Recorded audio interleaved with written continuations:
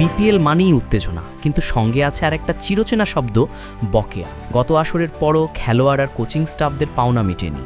তবে এবার নড়ে চড়ে বসেছে বিসিবি। রাজশাহীর হোটেল ভাড়া থেকে শুরু করে বিদেশি কোচের বেতন সবই নিজ দায়িত্বে মিটিয়ে দেবে বোর্ড। কিন্তু কেন এই সিদ্ধান্ত? আর ফ্র্যাঞ্চাইজিদের কি হবে? বাংলাদেশ প্রিমিয়ার লিগ বিপিএল নিয়ে আলোচনা যেমন উত্তেজনাপূর্ণ, তেমনি বিতর্কও কম নয়। বিশেষ করে খেলোয়াড় ও কোচিং স্টাফদের পারিশ্রমিক ইস্যুটি বারবার উঠে এসেছে শিরোনামে। গত 10 আসরের মধ্যে প্রায় প্রতিটি মরশুমেই এই সমস্যাটি দেখা দিয়েছে, যার ফলে দেশ বিদেশের গণমাধ্যমেও সমালোচনার মুখে পড়েছে টুর্নামেন্ট। গত আসরেও এর ব্যতিক্রম হয়নি। খেলোয়াড়দের বেতন বকেয়া, হোটেল বিল না মেটানো সহ নানা অব্যবস্থাপনা বারবার সামনে এসেছে। তবে এবার বাংলাদেশ ক্রিকেট বোর্ড বিসিবি এই জটিলতা সমাধানে এগিয়ে এসেছে। 9 আগস্ট শনিবার বিসিবি সভা শেষে বোর্ড পরিচালক ইফতেখার রহমান মিঠু জানিয়ে দেন, যেসব খেলোয়াড় ও কোচিং স্টাফদের বকেয়া পারিশ্রমিক আছে তা বিসিবি নিজ দায়িত্বে পরিশোধ করবে। নির্দিষ্ট কোনো নাম না বললেও তিনি নিশ্চিত করেছেন, চিটাগং কিংসের কোচ শন টেইটের বেতন এবং দুর্বার রাজশাহীর হোটেল ভাড়া বিসিবি মিটিয়ে দেবে। বিসিবির কাছে আসা লিখিত অভিযোগগুলোর ভিত্তিতেই এই সিদ্ধান্ত নেওয়া হয়েছে।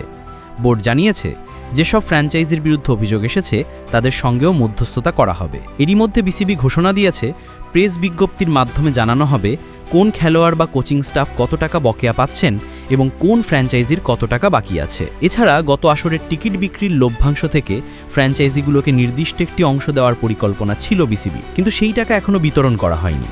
বিসিবি সিদ্ধান্ত নিয়েছে, এই অর্থ দিয়েই বকেয়া পারিশ্রমিক মিটিয়ে দেওয়া হবে। পরবর্তীতে আইনি প্রক্রিয়ার মাধ্যমে ফ্র্যাঞ্চাইজির কাছ থেকে এই অর্থ ফেরত নেওয়ার পরিকল্পনাও রয়েছে। বিসিবির এই পদক্ষেপ আসলেই নজিরবিহীন। উদাহরণস্বরূপ, রাজশাহীর খেলোয়াড়দের হোটেল বিল বকেয়া থাকার কারণে যখন তারা ছাড় পাচ্ছিল না, তখন বিসিবি সাবেক প্রসাধন প্রতিশ্রুতি দিয়ে বিষয়টি সমাধান করেছিলেন। এবার বোর্ড সেই প্রতিশ্রুতিকে প্রাতিষ্ঠানিক রূপ দিয়ে খেলোয়াড়দের স্বার্থকে সর্বোচ্চ অগ্রাধিকার দিচ্ছে। বোর্ড পরিচালক ইফতেখার রহমান মিঠু আরও জানান, সরাসরি সাইনিং করা খেলোয়াড়, কোচ এবং অন্যান্য খরচের বকেয়া মেটাতে বোর্ডের হাতে যে অর্থ রয়েছে তা ব্যবহার করা হবে। পরে এই অর্থ ফ্র্যাঞ্চাইজিগুলোর কাছ থেকে সমন্বয় করা হবে। এই সিদ্ধান্তে শুধু খেলোয়াড় ও কোচদের জন্যই স্বস্তির খবর নয়, বরং বিপিএলের সুনাম বৃদ্ধারেও বড় ভূমিকা রাখতে পারে। কারণ আন্তর্জাতিক মঞ্চে একটি টুর্নামেন্টের মান নির্ভর করে তার পেশাদারিত্ব এবং খেলোয়াড়দের প্রতি ন্যায্য আচরণের ওপর। বিসিবির এই পদক্ষেপ সেই আস্থা ফিরিয়ে আনতে সক্ষম হতে পারে। সব মিলিয়ে বিপিএলের ইতিহাসে এই সিদ্ধান্ত একটি গুরুত্বপূর্ণ মাইলফলক হয়ে থাকতে পারে। যদি এটি সফলভাবে বাস্তবায়িত হয়, তাহলে হয়তো আগামীতে আর কোনো খেলোয়াড় বা কোচকে বকেয়া বেতনের জন্য অপেক্ষা করতে হবে না, আর ভক্তরা নিশ্চিন্তে উপভোগ করতে পারবেন ক্রিকেটের এই মহোৎসব। বিতর্ক নয়, শুধু খেলার জন্য। বিপিএলে প্রিয় দলের নাম কমেন্ট করতে ভুলবেন না।